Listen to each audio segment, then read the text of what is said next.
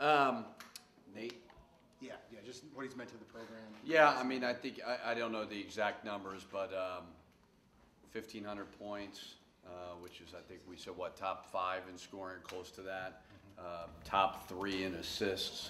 Last year, first team all-conference on one of the best regular seasons they've had in a long, long time. And he was certainly a major part of that. A captain, has dealt with adversity in a great way, hasn't run from it, which a lot of young people do. Never had a day where he didn't practice hard. That's the thing, more than all the other stuff, that I've always loved about him, is very, very businesslike in his approach, just on a day-to-day basis. So we're going to miss that. As a head coach, he was your first ever recruit, the first guy that you've coached all 4 years as a head coach. What is your relationship with him like? It's great. I've had obviously previous senior days, and not that they don't mean a lot before, but like your first one, you're only with a kid a year. So yeah, I mean, to go through a recruitment process and then 4 years with a guy, you build quite a relationship through highs and lows. And the one thing about Nate that I've always had is we've had a great relationship. We're on the same page. His parents are on the same page with us and what we're trying to do. And when you have that, normally good things happen. So I'm very, very appreciative of Nate, his family, just allowing us to coach him and being on our team through thick and thin. Do we have an update on the status for tomorrow? No, I don't know. We'll see here shortly. Obviously, with the way the game ended for him, you look back on it. Did you say anything to him in particular? I mean, he had to have been pretty devastated the way. Yeah, I mean, it is what it is. The last play clearly got fouled, but we had a lot of opportunities where we made a lot of mistakes. So refs are never going to be perfect. Everybody does their best, and you kind of go from there. But you look back at some of the mistakes that we made. We had our opportunities. Bakari fouling at the free throw line inexplicably. No free throw blockout. Not fouling Hap when we said to foul Hap were certainly some big mistakes that we didn't execute down the stretch. So regardless of that last play, we still had opportunities to win the game. So it is what it is. We move on. Washington had been getting double-digit points and starting minutes before last game. Was there any reason to keep Dupree played 38 minutes. Dupree's a junior. Dupree's a veteran. Freshmen are hard to play in those situations.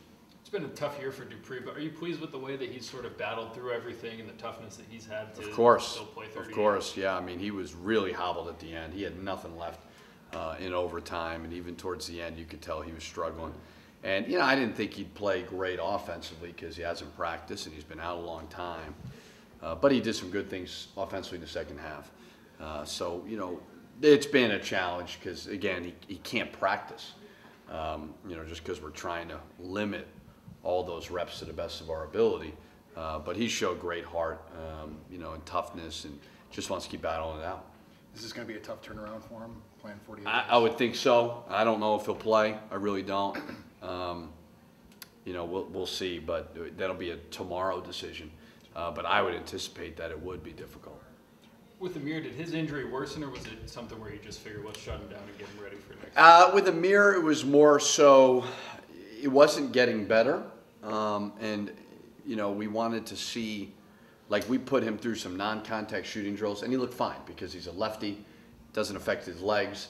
And then all of a sudden we did some defensive things, and you see him closing out, and he's lifting that left, and he's not lifting the right.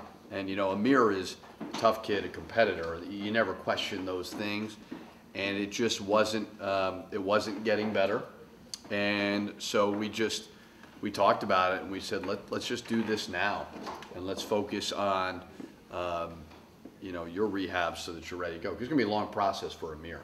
And the biggest thing is let's get him back ready in the fall. With the conclusion in Reggie's case, are there any conclusions or statements that you have kind of about how it went and how it ended? Not really. You know, we focus on what we have here.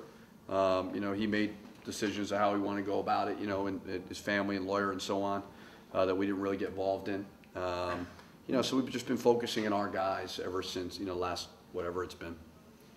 Do you feel it all for Nate, given, you know, how well he's played in his career and even this year? And last year, of course, he didn't get played 100% in his one NCAA tournament game, and it just, he had a lot of good things happen to him, but it could have been even better for how well he played. Yeah, I do. You know, people forget about that.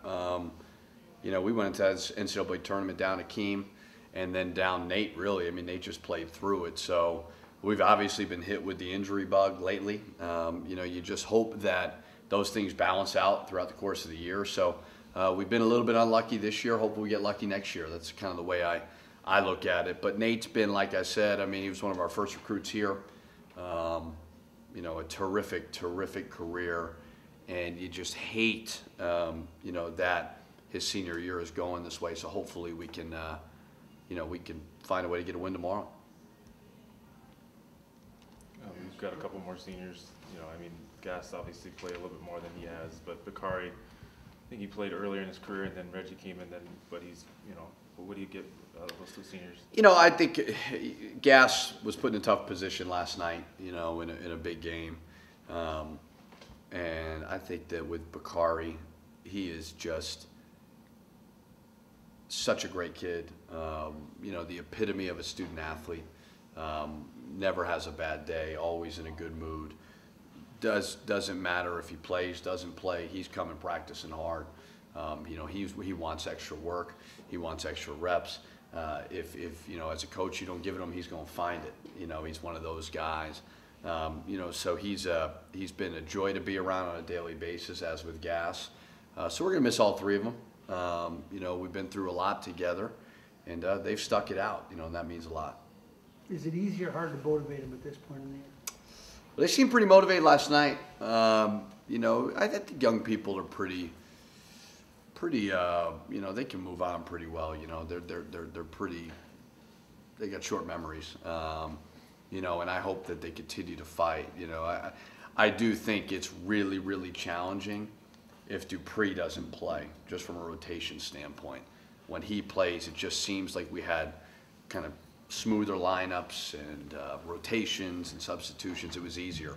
You know, so those two games at Indiana, at Michigan State, where we didn't have him, it was very challenging. But you think about the other ones where he's back, losing overtime on the road to Michigan, losing overtime, you know, to Wisconsin, and then Nebraska at home, we were right there. So they're good. They're a resilient group with that.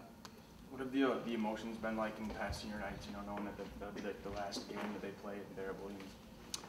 Senior nights are hard, and you know, I think, like I kind of said before, you know, you get connections to all the kids that you coach, but it's just natural and normal the longer you're around a kid, you know, and if you recruit them, you know, and that's not to say that those first couple teams, we didn't love those guys, because I did, but you know, when you go into a living room and you tell the parents what you envision for their son, and you know, it somewhat happens. You know, there's a sense of pride there.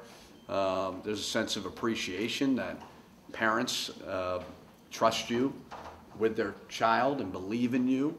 And with all three guys, you know, who came here early, stuck it out, got better, and so yeah, I'm sure we'll get emotional.